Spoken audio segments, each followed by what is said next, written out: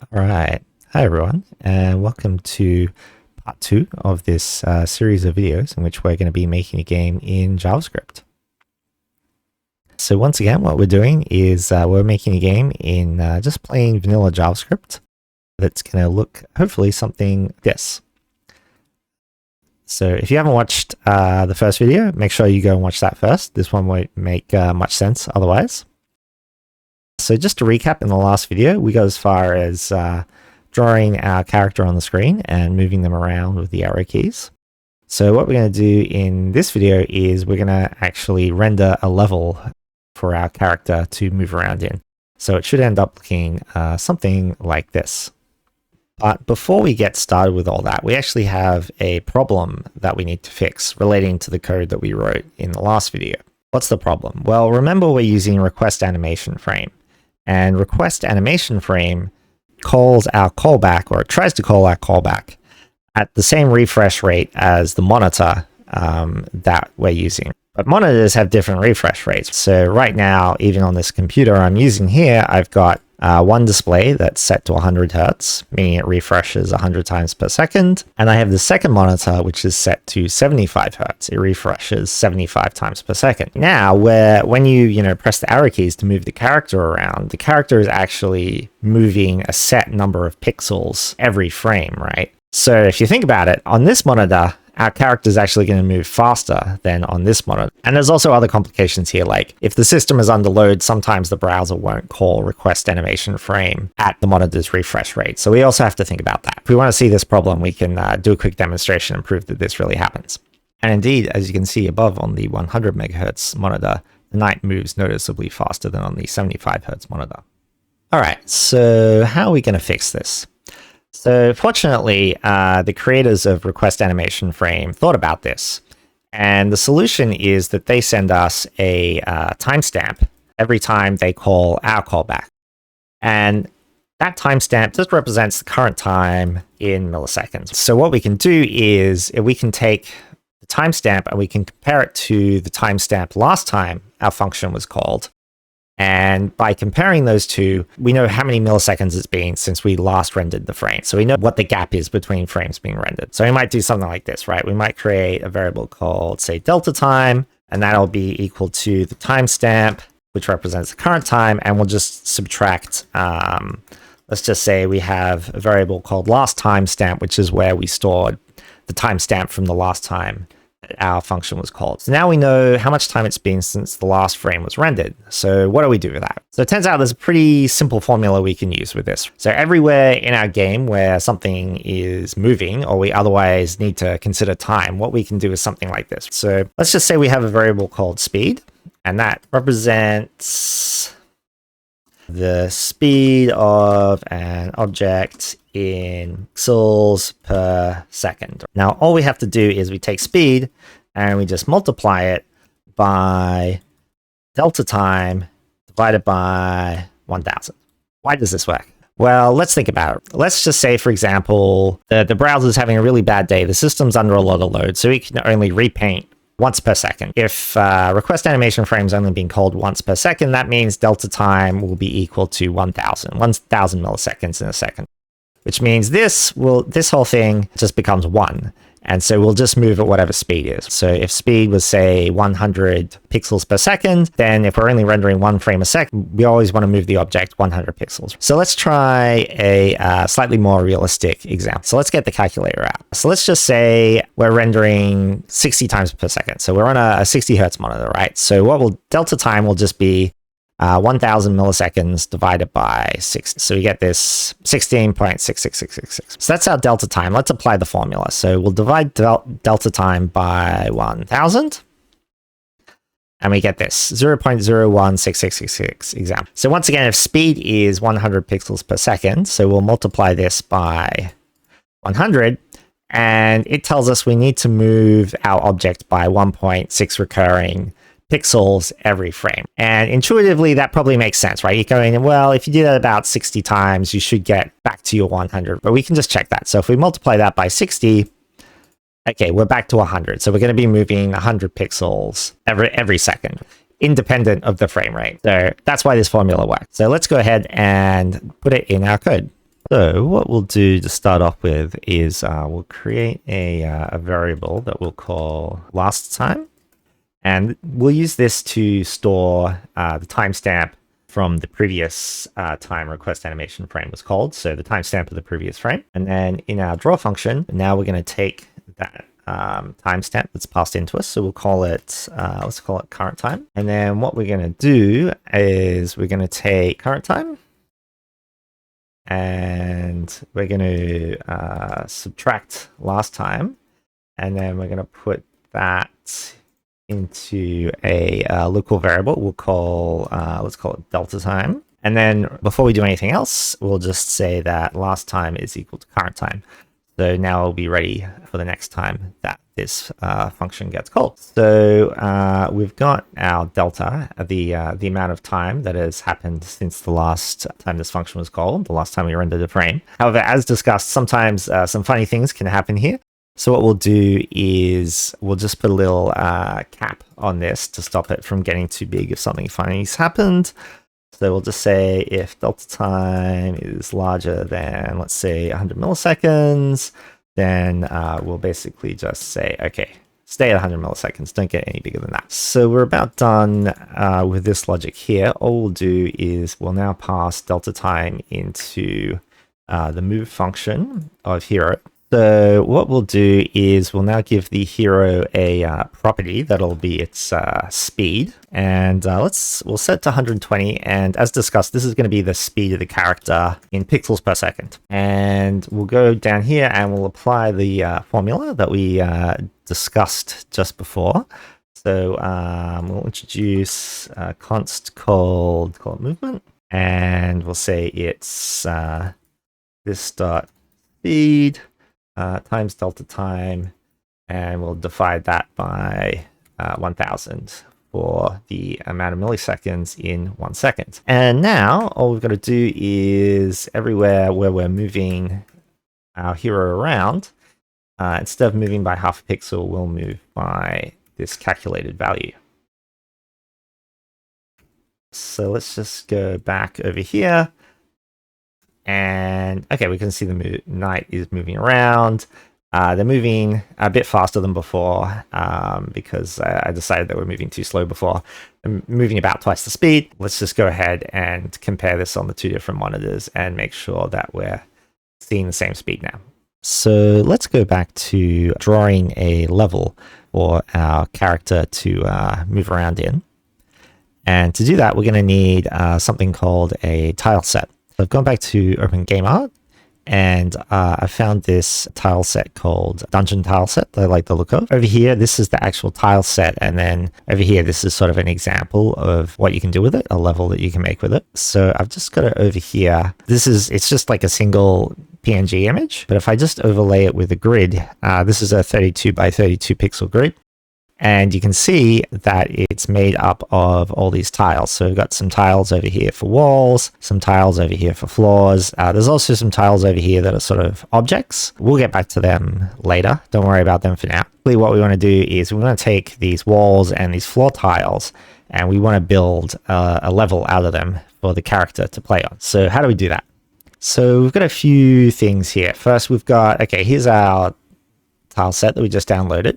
And then here's the game canvas. This is where we're going to render our level. And then what we're going to do is we're going to create a new JSON object here. We'll call it level 1, and it's going to have two things in it. It's going to have this tiles object. This contains metadata that describes the tiles. So here, this box, this sort of just represents an ID for the tile. So each tile has its own unique ID. I have a bunch of metadata for the tile. We'll come back to that later, but most importantly, we're going to have this X and Y coordinate for the tile. So these X and Y coordinates, they're not pixel coordinates, they're tile set coordinates. So we kind of imagine we'll have row 0, row 1, row 2, row 3, etc. And along this way, we'll have sort of column 0, column 1, column 2, column 3, etc. And so we can use these X and Y coordinates to define, say, okay, this tile with this ID, this is where it lives in the tile set, right? So 0, 0 over here, 0, 1 here, 1, 0 over here, etc. And then down here, we've got this thing called the map. And so this is going to be an array of arrays. And each of these inner arrays represents a row that we want to draw on the canvas, right? So basically what we're going to do is we're going to iterate through each row, and we're going to go, okay, so we're going to get this first tile, and then we'll draw it here on the canvas. We'll get this second tile. We'll draw it over here on the canvas. We'll get this third tile. We'll draw it over here on the canvas, etc., etc. And so we'll go through row by row by row, and we'll draw all the tiles onto the game canvas. So in the map, we're only going to store the ID for the tile. So what we'll have to do is we'll have to get the ID. We'll have to go up to this tiles object, get the matching tile over here, gets X and Y coordinates. So this is going to be 0, 2. So it'll be this tile, and then we'll go down and we'll draw the tile on the canvas like that. All right, so let's do some coding. So let's get started. Let's create a file to hold the level data. We'll just call it level1.js, and we'll just create a global variable called level1. As we discussed before, we're going to have a couple of properties in here. So we'll have one called tiles. That'll just be an object, and we'll have one called map, and this is going to be an array of arrays. All right, so in tiles, we're going to have metadata for all of our tiles, right? So first we need an ID for each tile, and we want something concise. Otherwise, the map is going to be a mess, something that's going to be the same length for every tile. So I think for now, we'll just use the tile coordinates, those X and Y coordinates, as the ID. I guess this is a little redundant since we're going to have it in the metadata as well, but that's okay. We'll give each tile a name because I think that's going to be useful later. So you can't see, but I'm looking at the tile map, and I know this first one is we'll say it's wall left top. I think that's a good description of it. We're also going to have a property, we'll just say if the tile is passable or not. So some tiles the player will be able to walk over, so there's floor tiles, other tiles are walls. We don't want the player to be able to walk through them. We'll just add that, and then we'll come back and use that later. And then we'll use the X and Y tile coordinates that we mentioned before. So this one is 0 at 0, 0. So we won't do that for every tile right now, but let's just go ahead and do it for a bunch of them that we'll need to make a very basic level. Of course, I've already gone ahead and figured this out, so we'll just copy and paste that. And then what we need to do is come down to our map, and we're going to create a bunch of rows to hold the actual level. And like I said, all we're going to do is reference the actual tiles. And right now we don't have a good way to enter this except doing it manually, which is going to take a long time and be very tedious. So once again, here's one I prepared earlier. So you can see here we're representing the tiles just by their ID. So this 11, this is void. This is just like a blank tile. So this represents something that's outside the play area. You see these ones 0, 0, 0, 1. These are walls. And then over here, for example, these ones like 15. So this is the floor, right? So these are places the character can actually walk. There's a lot more tiles than this, but this is just a sort of a subset of them just to get us started. Now let's create a new file. We're going to put the logic to actually render the level. So we'll call this map.js. So the first thing we're going to do is we're going to want to get a handle on that tile set image. So we'll just say that's a new image, and we'll set the source. All right, so we'll just create a map object to hold the different functions that we want to use that can do things to the level. We could create a class here, I guess, but I think this is just going to be a collection of functions, and we'll just pass the level data into these functions. So I don't think we need a class here. So the first thing we're going to want is a draw map function. So that'll take in a level like the one we just defined. If we just go back to that level we created. So first we're going to go through this first array, and that's going to give us each of these rows, and then we're going to iterate through the rows themselves. We're going to look up the ID, we're going to get the metadata for that ID, get the XY coordinates, go into the tile set, copy the tile we want, and put it onto the game canvas. The way that's going to look is, obviously we're going to need some kind of loop. We're going to call this first index Y because this represents the sort of column index, if you like. So Y makes sense. So Y is equal to 0, Y is going to be less than level.map. So we're gonna get the map objects, or the map array, sorry, and the length of that. And then, yeah, Y++. All right. And then what we want to do is we want to iterate through the individual column. Here we want to go level.map Y, so that'll give us, sorry, row, not column. This will allow us to iterate through the actual row. So we've got that. Let's just get the ID of the tile, call it tile ID is equal to level.map YX. It seems a little backwards, but it makes sense. And then what we want to do is we want to go get the tile metadata for that. So we're going to go level.tiles, tile ID. Okay, so we've got the tile metadata. So from that tile metadata, we'll have an X and Y coordinate. Remember, they're the tile coordinates. However, what we want to do is we're going to use the draw image function that we used before to copy the tile out of the tile set image onto the canvas. And that draw image function doesn't know anything about our tile coordinates, right? That's just our thing, right? So what we need to do is we need to convert everything into pixel coordinates that will make sense, right? So first what we're going to do is we'll say source X and source Y. That's what we'll call the pixel coordinates inside the tile map. And the way we'll do that is we'll go tile.x and then we'll times it by 32, which is the tile size. In fact, we're going to be using 32 a lot. So let's just create a global constant and we'll call it tile size, right? And then we want to do basically the same thing here, except we'll get the Y coordinate. Okay, so this gives us the top left corner of the tile inside the tile set image. So now what we're going to do is we're going to get the context, which is a global, so we can get it here. And we're going to call draw image again. We're going to give it the source image. That's going to be the tile set image.